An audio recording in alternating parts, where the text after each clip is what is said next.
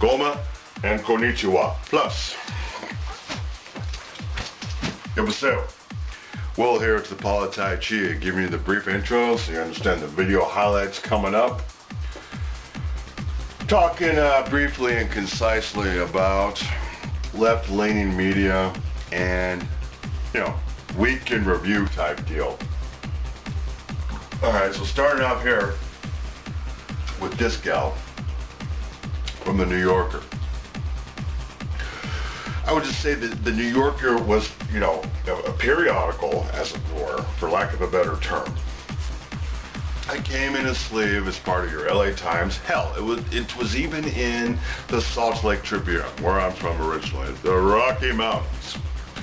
And you look forward to reading it, because back then, and I'm talking like the 90s into the early aughts, slightly left of center, which is where a lot of these left-leaning media outlets were. By where I mean their rhetorical strategies. As a critical reader, you could see their slant, but it was still quality journalism. Then you've got this gal. I'm super disappointed in her because I had her back at post Freddie Gray, the situation in Baltimore. I did a whole esplanade on that situation. Very long episodes. It's on the channel in the POLIT'AI CHI playlist. But this here, or that guy, king of the CNN doofuses, Don Lemon. It's just terrible. Way too much nitpicking of everything the president or POTUS says and the FLOTUS does.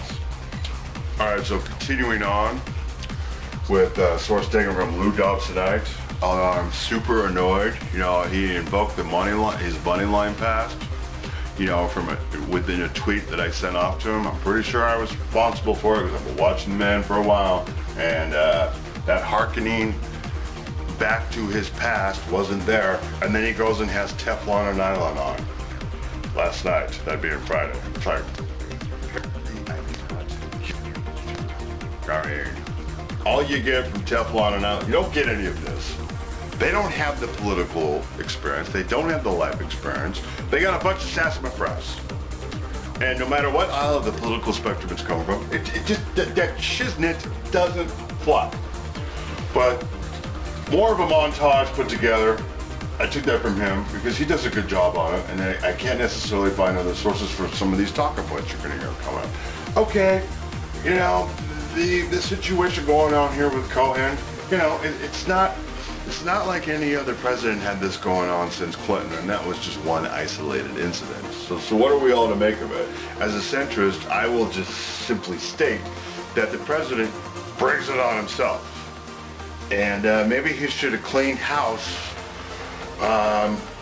well within before winning the primary, and we wouldn't be in this situation. How about having an attorney general who looked tough on the outside, sounded tough, but totally wimped out in the form of Jeff Sessions. So we've had, a lot of opinions weigh in on the matter. And although I try to mean this, or I intend this particular, week in review, I'm going to throw in a little bit, point counterpoint. I think that's a good thing to do, because it's difficult to put these together when there's a 10 second blurb here, snippet there. This is from Life, Liberty, and 11. But unless you're into more cerebralness than you've already taken on your week prior, start your week off on a Sunday, it may not be your cup of tea. That's what's going on. And then we're going to close off with this whole snafu that started towards the end of this week.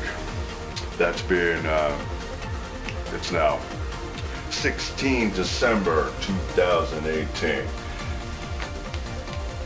I am not particularly fond of her. I mean, you hardly ever hear from this chick because she has her degree from the Don Lemon School of the Thoughtful Nod.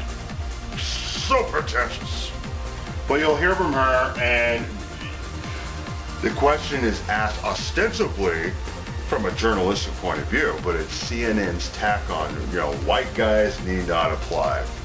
And so you could phrase it as nicely as you want, but one's leanings or political thought processes, as a psychological tell, are revealed behind all the niceties. In my case, I make it very clear. It's very hard to be a centrist. You have to call out all parties, all sides. That's kind of like we are the middle, being a centrist. I don't mean slightly center-left or center-right. I mean centrist. You look at both sides fairly. And it's really hard to do with CNN, and I'm not always, pro Fox News either. I'm not always pro President Trump. And this all can be traced back to hanging chads, the way the Clinton presidency ended, and Hillary had been, Joe Biden should have been the candidate, or Bernie Sanders. At least we would have had a more fair of an outcome without all the dirty politics going on behind the scenes. So the Democrats can cry all they want. You had a bunch of us in your camp until things started going off the rail. That's understood. All right. Thanks for watching those silly DUIs while you're out there. Here's what else happened elsewhere on CNN. Guests and pundits on CNN attacking First Lady Melania Trump, calling her whiny when she tried to defend herself, Melania. Let's roll tape. You would think in her rare public appearances, that some terrible wrong has been done to her in this country. So I've always been surprised by that air of grievance that she carries very publicly. And they're the first family.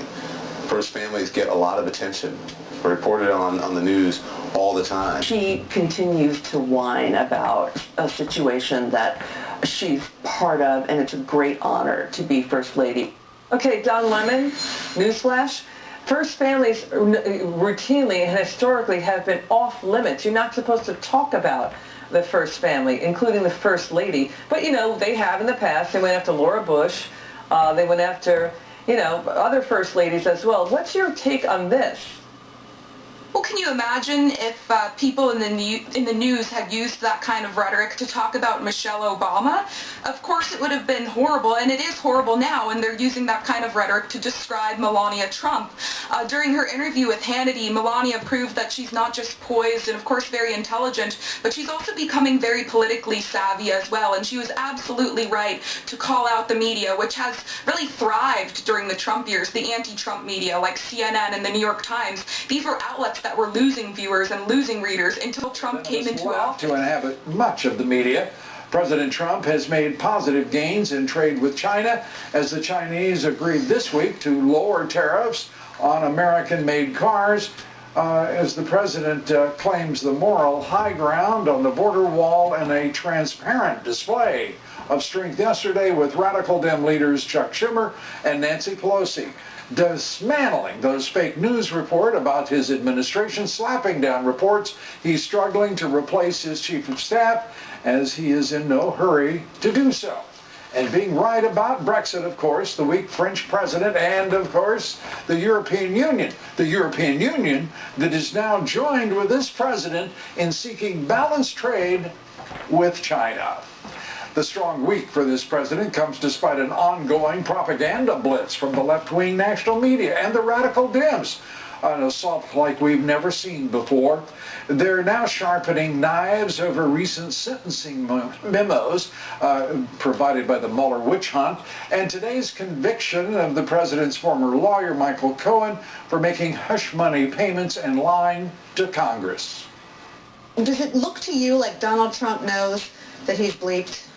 Oh, I think it definitely looks like he knows he's bleeped. It is also a message that people around the president are going to prison. This is a criminal guy. What is going to destroy everything he's ever built and his children is a 30-year dishonest criminal enterprise. The president's attorney is going to jail. I know that we've all kind of got numb to all the daily chaos of this administration, but this is huge. Are you going to call Cohen to testify before your committee? Yeah, piece of shit starts right that there. prison sentence?